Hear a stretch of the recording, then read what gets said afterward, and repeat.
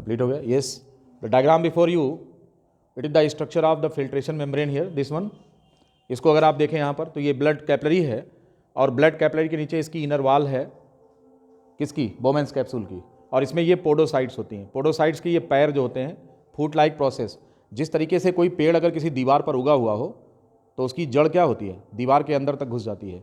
बिल्कुल ठीक उसी प्रकार से ये फूट लाइक प्रोसेस ऐसे अंदर रूटिंग कर रहे हैं, कैपिलरी के अंदर तक घुस गए हैं रूटिंग करते हुए, जैसे कि दीवार पर पीपल के पेड़ की जड़ अंदर तक घुस जाती है.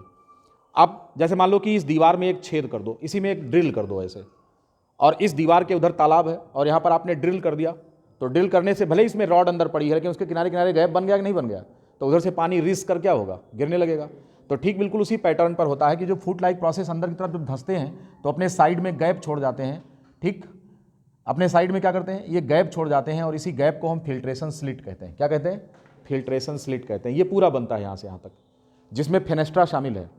तो ब्लड कैपिलरी की जो दीवार है उसमें फेनेस्ट्रा है, और आगे से चूंकि फूट लाइक ये प्रोसेस गए हुए हैं तो फेनेस्ट्रा से फिर क्या मिल जाता है, इनको स्लिट मिलती है, और उसी दरार से फिल्टर होकर के ये लिक्विड जो ब्लड होता है फिल्टर करता है. ध्यान रहे कि ये जो फिल्ट्रेशन स्लिट होती है इसकी साइज जो होती है ये अल्ट्रा साइज होती है, इसलिए फिल्ट्रेशन कैसा होता है, अल्ट्रा फिल्ट्रेशन होता है. वेरी फाइन साइज होती है इसकी. ब्लड ये जो है इसको फिल्टर करने के लिए जो फिल्ट्रेशन स्लिट है इसकी जो साइज है ये बहुत छोटी है, बहुत ही बारीक है, इसलिए यहाँ पर ब्लड का जो फिल्ट्रेशन होता है हम इस चीज़ को अल्ट्रा फिल्ट्रेशन कहते हैं. क्या कहेंगे, अल्ट्रा फिल्ट्रेशन कहते हैं यहाँ पर. तो इस तरीके से ब्लड यहाँ से फिल्ट्रेशन स्लिट के थ्रू बह करके और आकर यहाँ पर इकट्ठा होता है, और जो ब्लड फिल्टर होकर यहाँ पर इकट्ठा हो गया उसका नाम क्या होता है, इसको हम फिल्ट्रेट बोलते हैं. तो इस तरीके से जो फिल्ट्रेशन मेम्ब्रेन है, ट्राई लैमेलर स्ट्रक्चर, जिसमें खून की नली की जो एंडोथीलियम है ये शामिल है, और इनर वॉल बोमेन कैप्सूल की शामिल है, और ये आप देख रहे हैं ये कौन है, ये बेसमेंट मेम्ब्रेन है. It is the common basement membrane. क्या कहेंगे इसको, it is the common basement membrane जो यहाँ पर पाई जा रही है. इस तरीके से ये वाल है, और ब्लड का फिल्ट्रेशन होकर के फिल्ट्रेट कहाँ पर कलेक्ट होता है, ये आकर के ल्यूमेन ऑफ बोमेन कैप्सूल में ब्लड जो है फिल्टर होकर के इसका फिल्ट्रेट यहाँ पर आकर कलेक्ट होता है. तो ये पूरा डिस्क्राइब कर दिया मैंने आपको, डायग्राम आपने देख लिया. ये बोमेन कैप्सूल है. अब ब्लड बह करके आगे जिस रास्ते जाएगा उसको हम क्या बोलेंगे, उसको हम यूरिनीफेरस ट्यूब्यूल बोलते हैं. तो आपको अभी तक का सारा स्ट्रक्चर जो पूरा आप जो देख पा रहे हैं ये पूरा क्या है, ये कंप्लीट स्ट्रक्चर मालपीजियन कार्पसेल है. बात समझ में आ गई सभी को, क्यों, ठीक है, आगे बढ़ें अब. ठीक है, अब इसके बाद हम बात करेंगे कि ये जो ट्यूब है this is the neck part of nephron. Neck से स्टार्ट होता है यूरिनीफेरस ट्यूब्यूल, तो इसलिए बोमेन कैप्सूल का जस्ट पीछे का हिस्सा जो होता है वो नेक कहलाता है.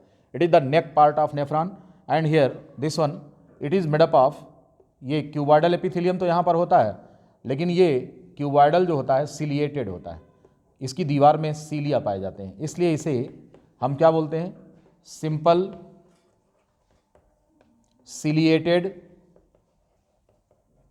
Cuboidal epithelium. क्यूबॉइडल एपिथेलियम ये कहाँ पर होता है, ये नेक पार्ट होता है. क्या है ये नेक पार्ट ऑफ यूरिनीफेरस ट्यूब्यूल है. यहीं से यूरिनीफेरस ट्यूब्यूल आगे कंटिन्यू होती है. अगला जो इसका सेगमेंट होता है वो प्रॉक्सिमल कॉन्वोल्यूटेड ट्यूब्यूल होगा. अब हम आपको नेफ्रॉन का पूरा स्ट्रक्चर दिखा रहे हैं, complete diagram of the nephron, full description.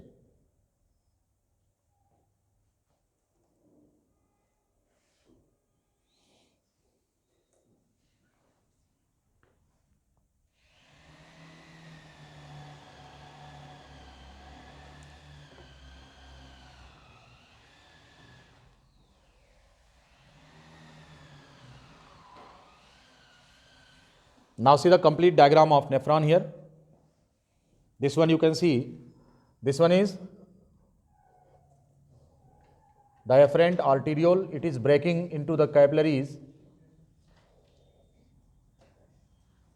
This one, यहाँ पे blood capillary में ये break कर गया. This one is the nephron, Bowman's capsule. This one is the neck part, and this again continues into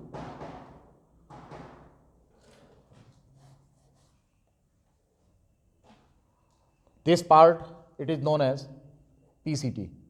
और यहाँ पर इसका जो एपिथेलियम होता है, इस तरह से इसमें ये ब्रश लाइक अपीयरेंस होता है, माइक्रोविलाई पाई जाती हैं और ये simple cuboidal brush border epithelium का बना होता है, राइट। ये जो आपका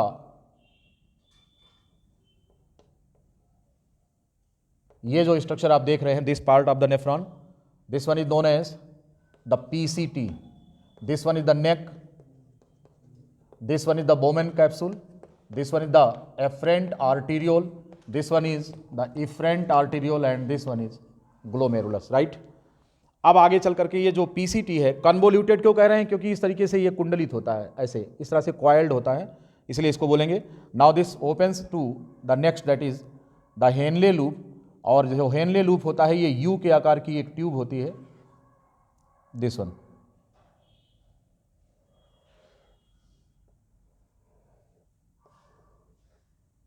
Now it is continued to another convoluted tube. It is known as the distal convoluted tubule, and this opens to the collecting duct.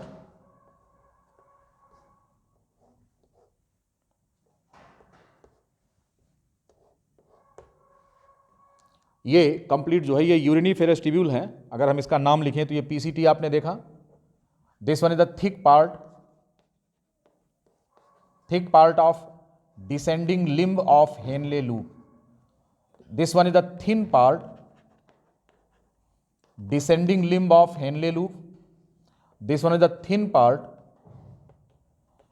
ascending limb of Henle loop.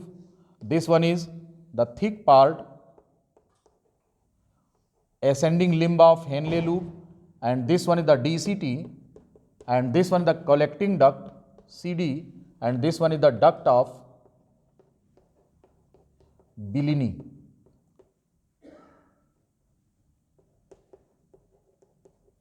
Duct of Bellini. ये पूरा structure uriniferous tubule का है, जो diagram आपके सामने है, you can see here.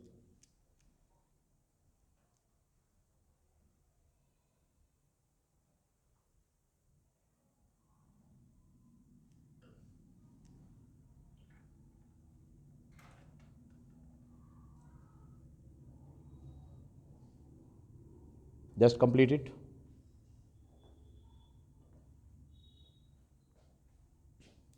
ये एक कंप्लीट नेफ्रॉन है आपके सामने जो दिखाया गया है। अब इसमें ब्लड सप्लाई दिखानी है, peritubular capillary network.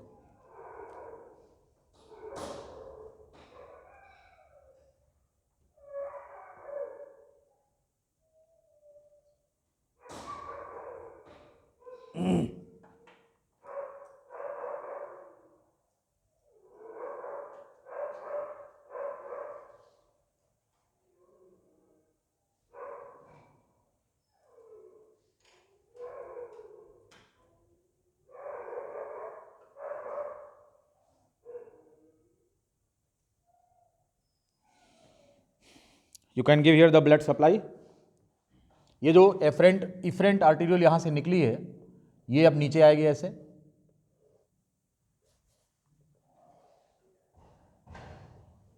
This one,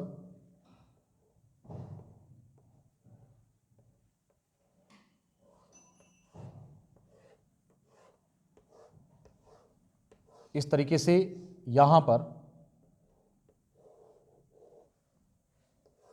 ये कैपिलरी नेटवर्क बनाएगा, यहां पर ऐसे ये कैपिलरी नेटवर्क होगा।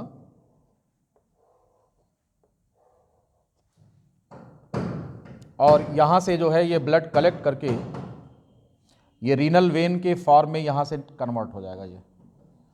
ये है रीनल वेन्यूल, दिस वन, ऐसे ये जो आप देख पा रहे हैं। तो जो यहां से ये इफरेंट आर्टीरियोल थी, ये है,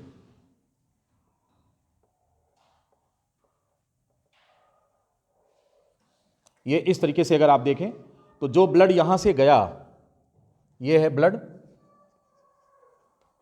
ये एफरेंट आर्टीरियोल में एंटर करता है और निकासी इसकी इधर से होती है। और फिर इसके बाद ये इसके चारों तरफ, यानी कि हेनले लूप के चारों तरफ पीसीटी और DCT के चारों तरफ ये कैपिलरीज का नेटवर्क बनाता है और इस प्रकार के नेटवर्क को हम पेरीट्यूब्यूलर कैपिलरी नेटवर्क कहते हैं। क्या कहेंगे? पेरीट्यूब्यूलर कैपिलरी नेटवर्क कहते हैं। ठीक है, इसका और डिटेल हम अपने अगले लेक्चर में डिस्कस करेंगे कि इसका पर्पस क्या होता है, टाइप ऑफ नेफ्रॉन कितने तरीके के होते हैं, ये सारा डिस्कशन करेंगे। डायग्राम बस कंप्लीट कर लीजिए आप। ठीक है।